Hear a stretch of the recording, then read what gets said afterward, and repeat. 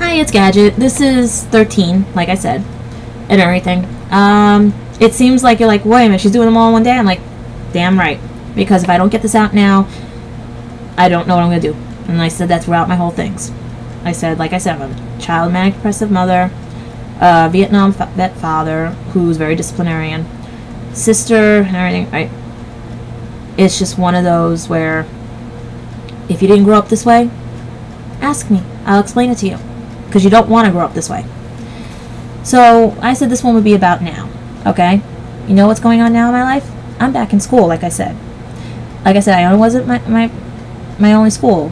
I'm at Lehman now. I've been there since 2009 thanks to the guy on MySpace who pushed me to go back to school. I'm studying Mass Comm with now, they have new track things they're called, with public relations and editing.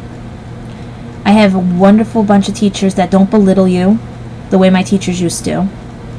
They understand I'm dyslexic and work with me, not persecute me for it, which started building my spirits up that I can trust people. I met a lot of nice people even at the school. I met a lot of nice people that work in the departments, and I did not realize there were so many nice people, because when you deal with so much negativity, you don't realize there are nice people.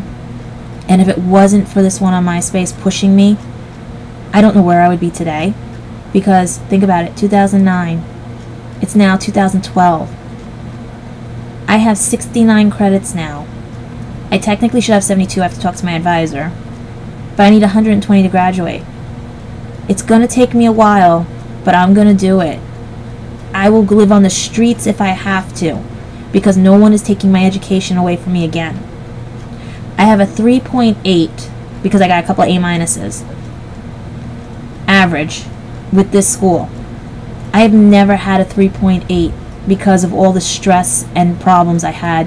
Could not study, could not do anything. My life is turning around for the better.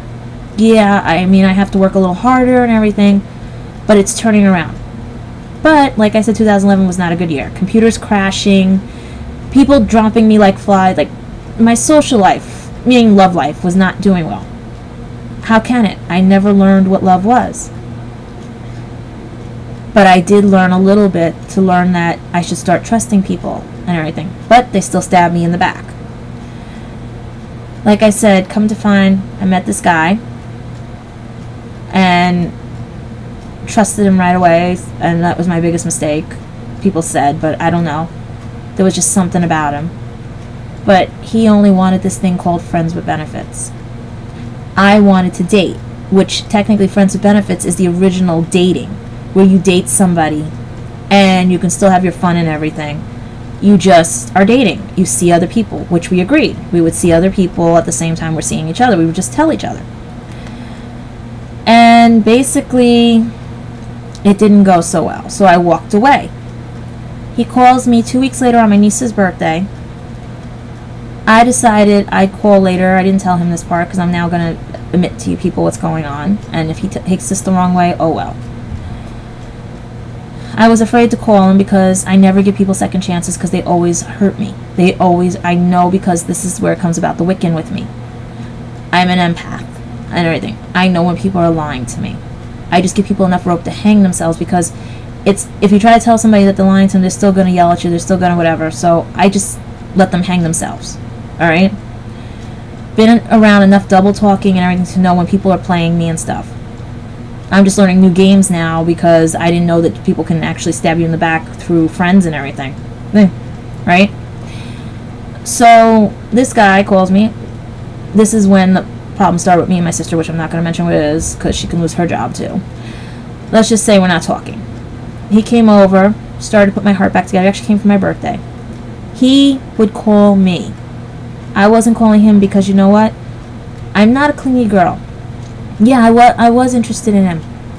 But the last guy that's, even though I called to check up and say hi and everything, used to blame me for being too clingy. So I said, I'm not going to do that to this person. I'm going to give them their independence. Because I'm the type, you could go out, do whatever you want. I like being home. I can crochet, whatever. Just as long as you come back to me. You see what I mean? So, that's the falling again. So I basically gave him so you figure from November 1st, which is my birthday, Halloween technically, till just this past Tuesday, which was the 3rd of January 2012, when he calls me and says he cannot reciprocate, saying I miss you. Everything was fine up until a party we went to. Everything was fine. Goes to his party. I gave him his independence. I met a lot of nice people there, his friends, everything, which they are so cool and everything, that I said, finally, I'm actually getting out doing things that normal people do. Learning what it's like to have fun at a party, learning, right? Because I never did all that. Everything was fine. He claims he got sick. I don't know or not. Didn't want to spend New Year's with me. Next thing I know, through all this and everything,